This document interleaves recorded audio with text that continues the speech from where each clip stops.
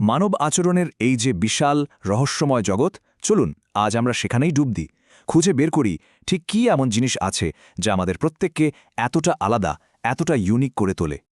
কখনো ভেবে দেখেছেন একই ঘটনা, একই পরিস্থিতি, অথচ এক একজন মানুষ কি ভিন্নভাবে রিয়্যাক্ট করে? সবাই তো আমরা মানুষ, তাই না? তাহলে এই যে এত তফাৎ, এই ভিন্নতার পেছনের আসল কারণটা কি? চলুন আজ সেই রহস্যটাই সমাধান করা যাক। তাহলে চলুন আজ আমরা সবাই মিলে একজন ডিটেকটিভ হয়ে যাই, খুঁজব সেই সব লুকানো ক্লু যা আমাদের আচরণের সুতোগুলোকে নিয়ন্ত্রণ করে, আর দেখব কিভাবে এই সব কিছু মিলেমিশে আমাদের প্রত্যেককে এতটা স্পেশাল করে তোলে। রেডি তো? যে কোনো রহস্যের সমাধান করতে গেলে শুরু করতে হয় একদম গোড়া থেকে। আমাদের আচরণের ক্ষেত্রেও ঠিক তাই, আর সেই গোড়াটা হলো আমাদের জন্মগত বৈশিষ্ট্য। ব্যাপারটা অনেকটা এরকম, ধরুন একটা বাড়ি বানানোর আগে যেমন একটা ব্লুপ্রিন্ট দরকার হয়, আমাদের ব্যক্তিত্বের প্রথম ভিত্তিটাও কিন্তু তৈরি হয় এই জন্মগত বৈশিষ্ট্যগুলো দিয়েই। তো এই বৈশিষ্ট্যগুলো আসলে কি? এগুলো হলো সেই সব জিনিস যা আমরা আমাদের বাবা মা বা তাদেরও বাবা মায়ের কাছ থেকে পেয়েছি। মানে আমাদের জিনের মধ্যে যা যা আছে, যেমন ধরুন চোখের রং, চুলের ধরন, এমনকি হুট করে রেগে যাওয়ার অভ্যাসটাও কিন্তু আমরা উত্তরাধিকার সূত্রে পেতে পারি। এগুলোই হলো আমাদের পার্সোনালিটির একেবারে প্রাথমিক কাঠামোটা, যার উপর পরে বাকি সবকিছু তৈরি হয়। গবেষকরা যখন এই ব্লুপ্রিন্টটা নিয়ে নাড়াচাড়া শুরু করলেন, তারা দেখলেন যে মূলত 4টে বড় জিনিস আছে যা আমাদের আচরণকে একদম শুরু থেকেই প্রভাবিত করে। কি কি সেগুলো? আমাদের বয়স, লিঙ্গ, জাতি, আর হ্যাঁ, আমাদের বুদ্ধিমত্তা। আর ভাববেন না এগুলো শুধু কাগজে কলমের তথ্য, একদমই না। এগুলো সরাসরি আমাদের জীবনকে প্রভাবিত করে। একটা সহজ উদাহরণ দিই, একজন টিনেজারের যা চাহিদা, যা ভালো লাগা, একজন বয়স্ক মানুষের কি তাই হবে? কখনোই না। ঠিক এভাবেই আমাদের এই জন্মগত বৈশিষ্ট্যগুলো আমাদের শারীরিক ক্ষমতা থেকে শুরু করে মানসিক বিকাশ পর্যন্ত সবকিছুকেই একটা শেপ দেয়। কিন্তু এখানেই একটা বিশাল প্রশ্ন চলে আসে, আমাদের সবকিছুই কি তাহলে জন্ম থেকেই ঠিক করা থাকে? মানে আমাদের জিনই কি সব? নাকি আমাদের চারপাশের পরিবেশ, আমাদের পরিবার, আমরা যেভাবে বড় হয়েছি সেগুলোরও একটা বড় ভূমিকা আছে? যেমন ধরুন বুদ্ধিমত্তার কথা, এটা কি শুধুই জিনের ব্যাপার, নাকি একটা ভালো স্কুল, একটা সাপোর্টিভ পরিবারও এখানে একটা বড় পার্থক্য গড়ে দিতে পারে? আর এই প্রশ্নের উত্তরটা কিন্তু বেশ অবাক করার মতো। এই যে চার্টটা দেখছেন, এখানে খেয়াল করুন।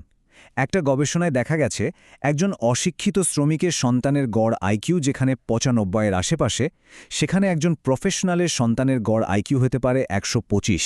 ভাবা যায় ৩০ পয়েন্টের তফাৎ। এটা কিন্তু পরিষ্কার দেখিয়ে দিচ্ছে যে জন্মগতভাবে আমরা যাই পাই না কেন, সঠিক পরিবেশ আর সুযোগ পেলে আমাদের বুদ্ধির বিকাশ কতটা এগিয়ে যেতে পারে। তাহলে ব্যাপারটা কি দাঁড়ালো? একদিকে আছে আমাদের জন্মগত ব্লুপ্রিন্ট, মানে আমাদের জিন।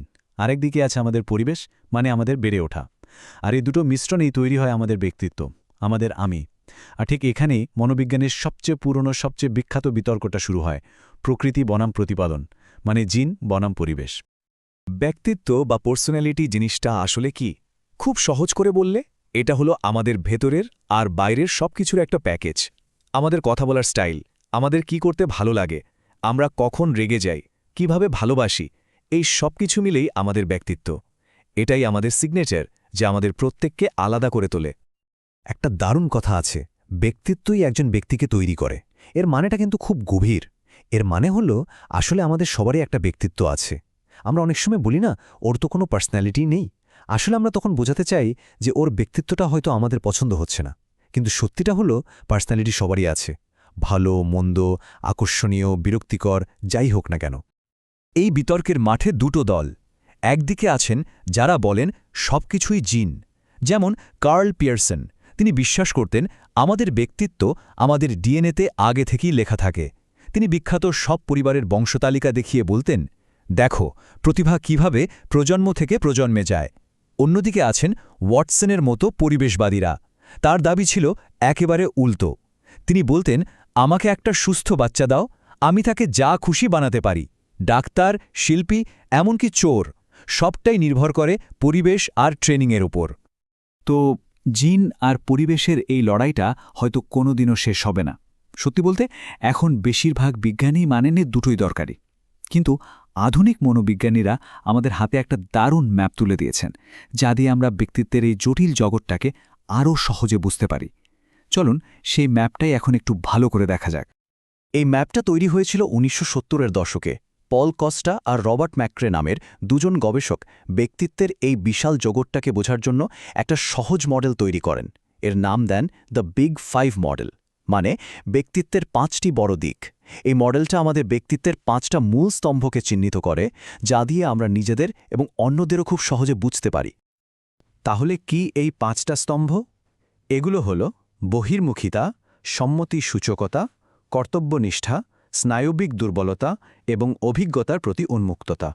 জানি নামগুলো একটু খটমটে শোনাচ্ছে, কিন্তু ঘাবড়াবেন না, ব্যাপারটা খুবই সহজ। চলুন একটা একটা করে বুঝে নিই। প্রথমটা হলো বহির্মুখিতা বা এক্সট্রোভার্সন। আপনার বন্ধু সার্কেলে এমন কেউ আছে না যে সব পার্টিতে মধ্যমণি হয়ে থাকে, সবার সাথে হই হুল্লোড় করে গল্প করে মাতিয়ে রাখে? সে হলো এক্সট্রোভার্ট। আবার এমনও কেউ আছে যে ভিড় এড়িয়ে চলে, নিজের মতো করে বা খুব কাছের দু একজনের সাথে সময় কাটাতেই বেশি ভালোবাসে। সে হলো ইন্ট্রোভার্ট। আমরা সবাই কিন্তু এই দুইয়ের মাঝখানে কোথাও না কোথাও আছি। দ্বিতীয়টা হলো অ্যাগ্রিয়েবলনেস, মানে সম্মতিসূচকতা। এই বৈশিষ্ট্যটা যাদের মধ্যে বেশি, তারা হলেন সেই মানুষগুলো যাদের সাথে সবাই থাকতে ভালোবাসে। তারা সাধারণত খুব দয়ালু, সহযোগিতাপূর্ণ হন, আর তাদের উপর চোখ বন্ধ করে ভরসা করা যায়। এরা হলেন টিমের সেই মানুষটা যে সবসময় শান্তি বজায় রাখার চেষ্টা করে। 3 নম্বরে আছে কনসিয়েন্সিয়াসনেস বা কর্তব্যনিষ্ঠা। এই মানুষগুলো হলেন কাজটা শেষ করতেই হবে টাইপের। এরা খুব দায়িত্ববান, পরিশ্রমী আর নিজেদের লক্ষ্যের ব্যাপারে ভীষণ ফোকাসড। যে কোনো টিমের সবচেয়ে নির্ভরযোগ্য মানুষটা সম্ভবত এই ক্যাটাগরিতেই পড়েন। চতুর্থটা হল নিউরোটিসিজম। এটাকে বলা যেতে পারে মানসিক স্থিরতার একটা মাপকাঠি।